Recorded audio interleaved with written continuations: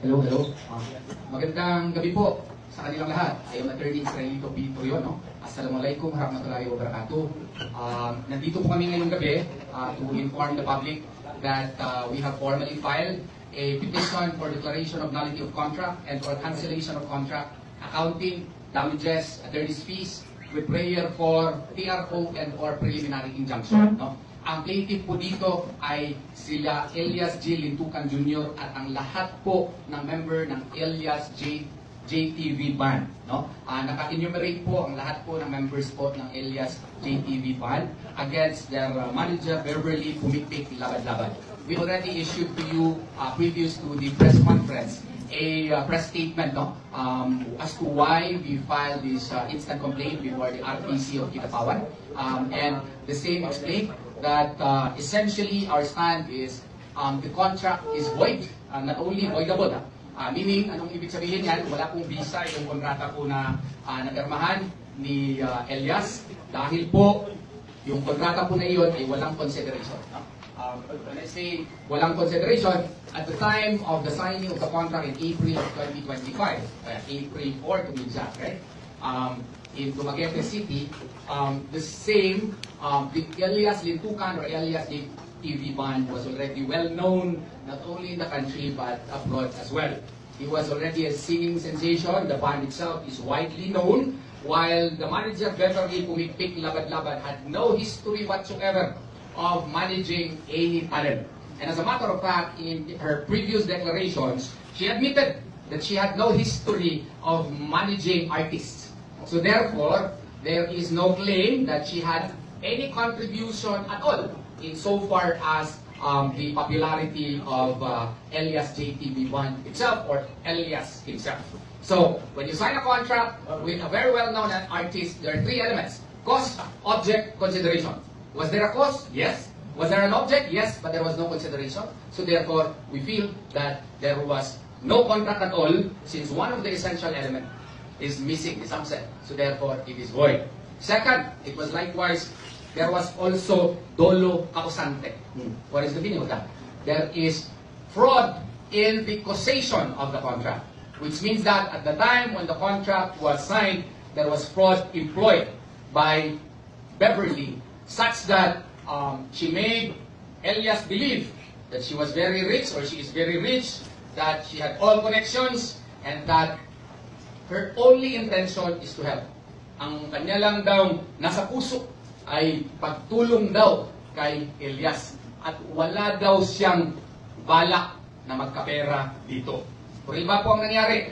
Kasi sa kontrata pong pinarmahan na hindi dali-dali, kasi si Elias at that time and the band also had to respect the contracts that they had concerning the show that they have to be present. So, pinakita sa kanya, without explanation, walang chance na maka-question sa detail si Elias at wala siyang chance na makakuha ng abogado para magkonsulta, pinapirma. Blanco yung consideration kung magkano yung share ni Beverly Labad-Labad. Maglabad gini ang ulo. Why? Kasi nung pinakita na uli, kasi hindi siya binigyan ng kopya ng kontrata. Naka-indicate na yung 30%, pero yung other, anong basis ng 30%, blanco pa rin. Nakuha kami. Tapos, kung anumang corporation na itayo niya later, maski wala siyang contribution, 30% pa rin ang kanya at bilihin niya 50 pesos per share. Mas barato pa ang suka sa mong silingan kaysa sa iyahang share sa pagpalit sa corporation.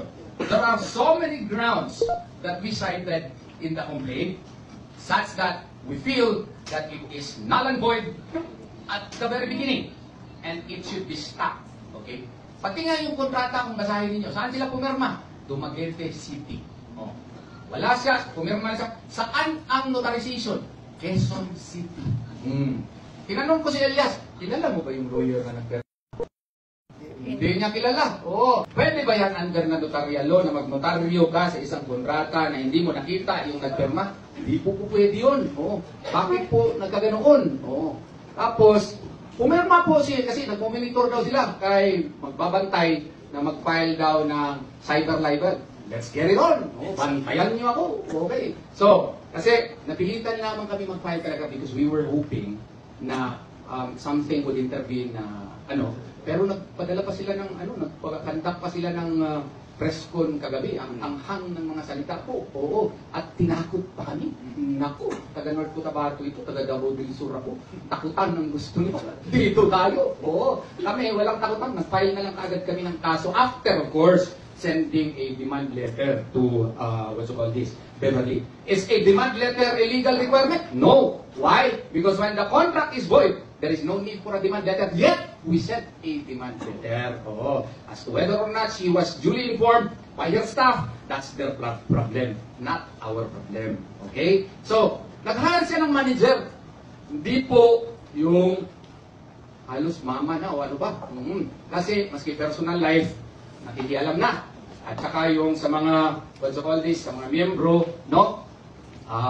Pag hindi maka-attend ng meeting na wala namang proper notice, or kung meron man, meron silang right justification, i-fine ka agad. Magkano? 50,000. Basahin mo yung kontrata doon sa kanilang pinapirma na hindi nila nabasa ng maigi. Wala namang nakasaad doon na pag maka-attend ka ng meeting, maka-absent ka, 50,000 ang fine. Mas mataas pa ata ang kanyang fine kaysa yung aso mo makakagat ng ibang tao. No? Matindi ito. Oo. Tapos, meron ba yung due process? Wala po. Diretso lang. Fine. Oo. Tapos, kung may mag-express ng opinion, memorandum kagad. Gusto ko tanggalin yung backup singer pa. Naku, ano ba yung plano niya? Siya na siguro mag-backup singer. Oo. So, hindi po pwede yun. Kung meron kang maliit na power, huwag mo i-exercise yan in such a way that you will also, probably to the eyes of other people na may kapangyarihan ka, exercise it in such a way as not to hurt also other people. Yun lang po. At saka, marami pa pong iba na sinay po namin doon sa complaint. Attorney Torreon, I'm sorry to interrupt you. Hearing that explanation, sir, will it mean that there was intimidation by Elias when he signed the contract with the former manager, sir? Not necessarily intimidation, but there was fraud that attended in the signing of the contract. Fraud in the sense that it was a causal fraud, not dolo incidente, not incidental fraud, but causal fraud. Kasi si Elias, maganda naman si Ma'am Beverly. Okay. Kay narito, okay na. Yan ha, ang ini natin yan, di ba? Di ba? Agree ka, di ba? Oo, ganda ka. Oo. Pero nung sinabihan kasi siya, gusto kitang tulungan, Elias, sa iyong karir. Wala akong pakialam sa pera. Oo. Hindi naniwala naman ito. Taga-magpit ito. Ako rin siya, sabihan ako, taga-bansalan ako, sabihan mo ako. Wala ako. Tapos maganda pa. Oo, di. Naniwala siya. Maganda ba? Later, kiturusin mo pala sa kanya. Lahat pala ng gastos kanila na. Yung kanilang, sasakyan, pati ka, kanya na pala. Mga tickets ka, kanya na pala. Yung pinarenovate na kondo, sinarge pa sa amin. Lahat na lang. Damit niya. Walang siguro, toothpick na lang siguro, hindi i-charge dito. So, ang problema niyan, there should have been transparency. Alright? Walang transparency. Walang explanation. Lahat ng mga expenses, siya lang ang nagde-decide. Tapos, lahat ng mga gigs, pati hindi siya konsultahin. Siya lang nagde-decide. You have to follow. If you do not follow, I will impose a fine. Parang medyo hindi ata tama. So, meaning, Attorney Torreon, wala mong napika si Elias na amount after ng kanyang mga gigs, binibigyan na siya ng kanyang share, parang gano'n ang sa likod? Yung hindi nga klaro din, pati yung sharing. Kasi yung sa kanya, after a week, minsan bigyan lang siya ng 100,000, minsan 150, walang klarong accounting. Yun po ang klaro po dyan. Of course, pag mag-usap na sila, ngayon, pag mag-press con sila, later on, meron na yan accounting, pero napahil naman kami ng kaso. Huli na. Huli na. Attorney Torreon from Luigi Antutor from the Broadcasting Corporation. They mentioned last night on the press conference that Elias and his bandmates should be grateful pa nga because ang ginawa nila is partnership. Partnership daw. Ano po ang explanation? Alam mo yan. Yan din ang isang rason bakit void yung kontrata. Kasi kung manager ka, may fiduciary relationship yan. Okay? What is a fiduciary relationship? It is a relationship characterized by trust and confidence. You said that siya lang ang nag-fill up ng 30%. Tapos, pinapirma siya na naman ng articles of partnership, 50% na siya. Owner na. Akala ko ba, ahente ka? May ahente ba na mas powerful pa sa principal? Uyaw ni. Karon, after that, naging partner na. 50% pa. Oh, conflict of interest pa tawag dun. Ano? Hindi mo maintindihan kung ano ba talagang role mo. Ano ba role mo? Ahente ka? O partner? Bakit? Nakikita ba natin siya doon? Kasi 50-50 na kumakanta rin, kumikiyot-kiyot din para makita ng mga tao. O, wala man. O, pasensya na kayo kasi medyo galit ako. O, hindi naman ako kalma ako, di ba? Pero pag insultuhin ako, ng ating mga kaibigan dyan, ng mga taga Manila, ng mga kaibigan ng mga abogado dyan, aba, lumalaban si Atty. Torion, no? Hindi, walang, respectful ako. Pero kung insultuhin mo ko, manginsulto ko. Attorney Torion, in relation to that, one of your posts earlier, you made mention, non-verbatim na, ayaw nyo daw nga ang taga-Bukid kayo yung so-called name. Sa inyo, sa press conference last night, may mga defamatory remarks na note ninyo? Wala na, mga threats, legal threats, mga ganon. Pero in her previous declarations kasi, of course kagabi, masyado siya mabait kagabi kasi marami mong nakatingin. Ako, you see what you get You see what you get. I am a little bit hyped up, different from the cool Atty. Torion because I was insulted last night. I don't feel good about So, pagpasensyahan niyo na. Pero kagabi, I have to emphasize, medyo mabait si Ma'am Beverly po kagabi. We should give her credit for that, no? Pero in her past declarations, parang merong mga mga statements. Parang lang merong mga statements na parang nakakapanglahi. Attorney, can we ask Elias? Yes, please. Elias, pwede mo dito magundong or no? Tungkol sa inyo was there, ano ba intimate relationship with you? No comment ko, anak. Thank you. Follow-up question. But I like the question. I'd like to ask, Elias, kung ano yun, it's a turmoil mag-uwikan sa una na manager to next manager, wala pala utos na po ito. I'd like to know lang, kumusta ka man, hindi pa lang sir? Okay lang ito hindi. Wala may problema sa mga siguro, sa ilang may problema, pero sa mga wala problema. Murag na kami dubakay ba sa una tong si Ma'am, ang imuhang Mrs. ay imong manager sa social media, naka-apekto ba niya sa imong performance sa imong athletes? Siyempre, as a partner sa kong pinalanggan, siyempre, yung nauto ng ato ang pinalanggan, siyempre, maapektuhan din po na akong performance, kasi lapas naman sa boundaries din. So, marang na. Attorney Alizal Alibangka po from North Cotabato News. Kung saan nakaroon, kinapagawas mang God of memo si Beverly Labadaban regarding sa mga third party na walang yari sa iyaha. So, liable sila ng bayad ng mga damages. So, what will happen po sa third party po? Actually, that's part of the issues that we raised. We already sent a letter to Ma'am Beverly na, from this day forward, cut off na ang relationship. Okay? Because the contract was null and void. And we will move thereafter pursuant to whatever orders that the court may issue on the matter. Ganun po. Depende na po sa korte as to how the matter will be resolved. So, di magproblema ang mga nakapabuking na sa kay Elias po na without manager po. Okay, ganito yun. Yung mga napirmahan na ni Elias na existing, we intend to respect all of those. Okay? And as to how he will move forward, that is ang answer ko dyan, abangan ang susunod na kabanata. Okay. Kay po kay Sir Elias? Ako yung bata. Kumusta? How about sa 29 million? Matag pa. Ikaw ko kay wala mong gusto pa naman. Para maklaro yun, kay wala mong gusto dito bang kagabi sa press con ni Manager Beverly. So now, issue na siya sa korte, ma'am. Korte na yung mag-kuhan na. Apil na ganito na. Atong sa page nimo sir, ngayang gikuan. About sa page po, kuhan. Sa karoon, nag-i access akong page. Manang kuhan. Manang makita ninyo nga na ko'y i-post kasi kabigay akong kauban, matingala mong mawala. Tuman kay ginadilitan ko. Kaya na-access ako ang kuhan. Na-access ako ang page kay sama siyang sayang giingon. Ang page daw is delete daw ni pang kuhan, delete pang post lang. Kaya ang page daw nga akong game is business daw to. Is actually pang bukid na mong gusto, ang bundok na to. Last time may pagmakay dito na dito sa from nothing suloy-suloy sa una digis sa power sa MC Gasmila pagka hangtod na naging famous aron dito pagmakay dito nga may pagwag na lang ko na famous bro ana nga mga Siyempre sa kuhan, nagi-gamay nga kuhan nga, may pagmahay gamay. Pero as of now na okay na, kung kayo ng kasunod nga, okay naman din at least kuhan, nakamata na ta sa kamaturan. Okay na ang tanan at least nga, dili-dili tayo yung musalig gayat sa mga tao. Kamusta yung ginikanan? Gabi na kasi na pinangga mo yung mama o yung papa. Kamusta? Okay ra akong ginikanan, wala po sila problema. Ginayon lang na, okay ra na mo hagi ra na kanan. Attorney, follow-up question po. Katong ano, katong iyang tour abroad. So, unsa ba to? Mapadayon pa ba or unsa po?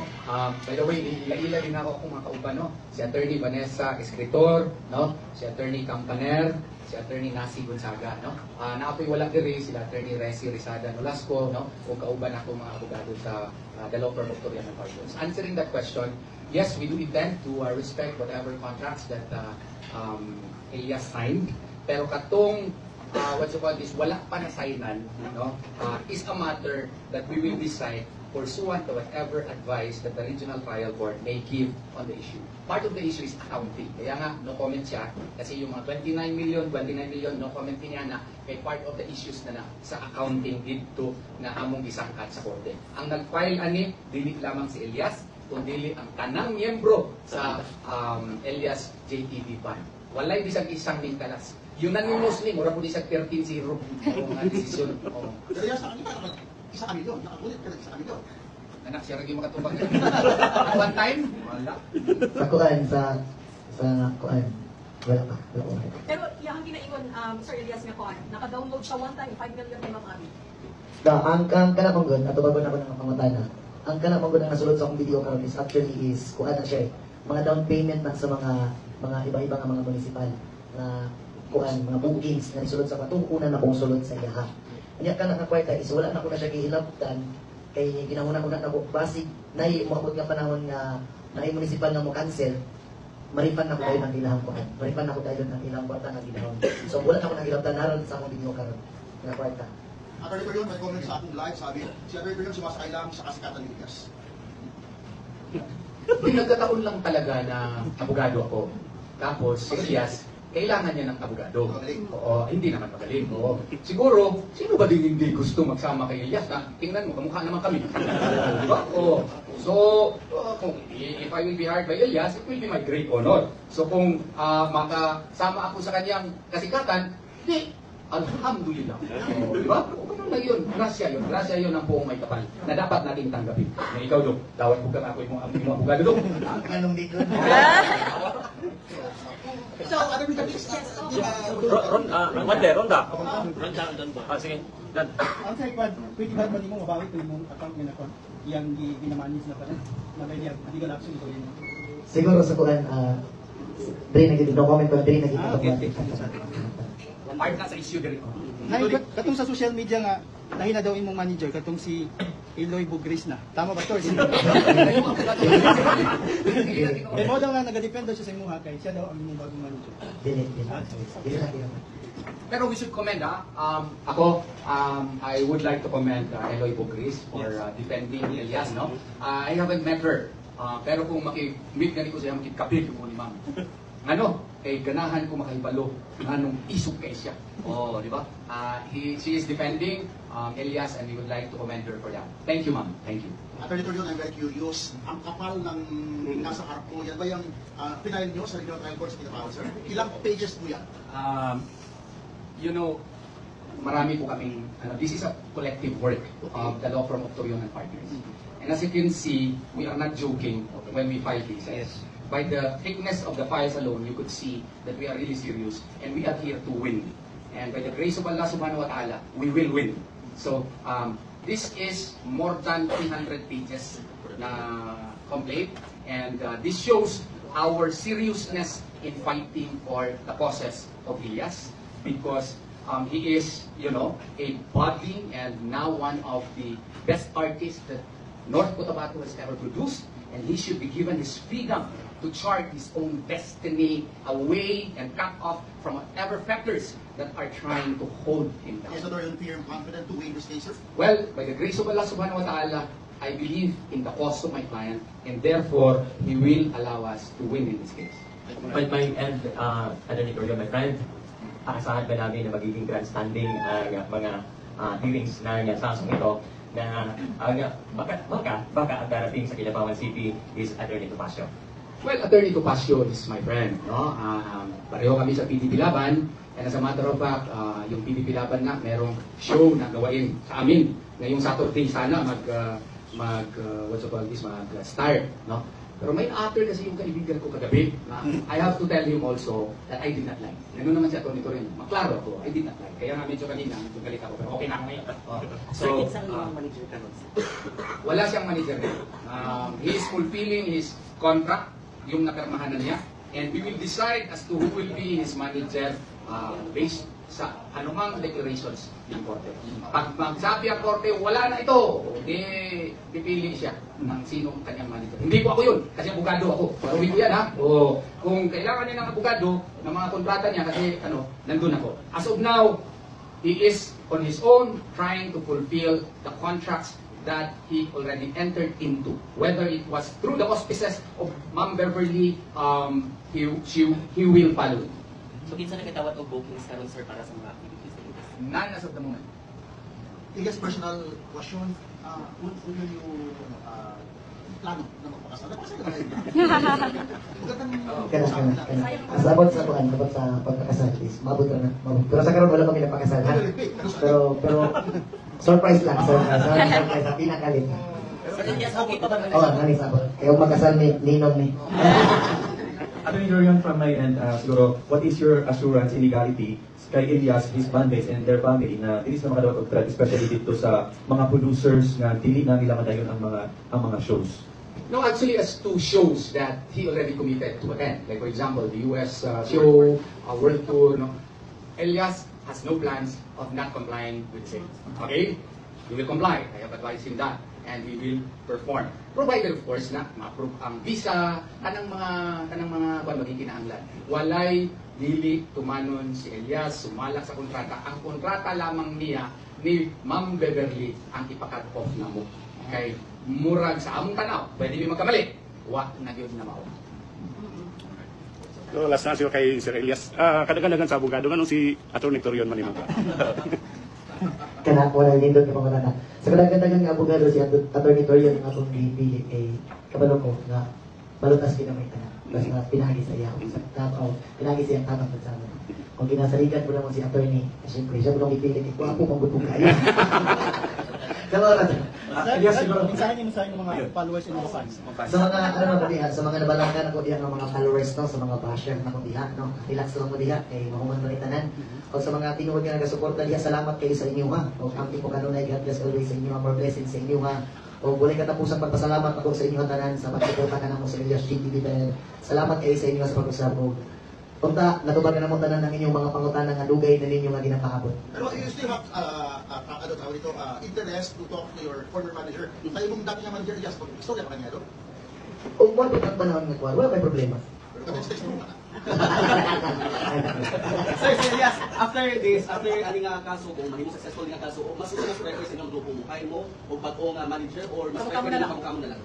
Siguro, dili pa na ako matubag sa karon. Siguro, basta na ako matubag kung mahuman na din na among kaso na kanapa. So makita ka diri sa probinsya sa North Cotabato, Sir Elias, sa Libungan, karong gabi sa Kabakan and Magkat. Oo. Also, sa abangan sa imong address. Ano?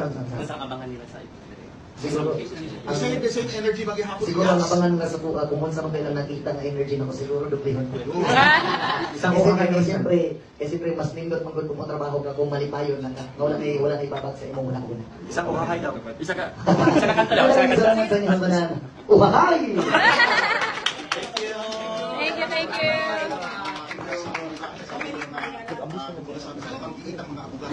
Yes. Katapos natin live ngayon sa mula sa ako sila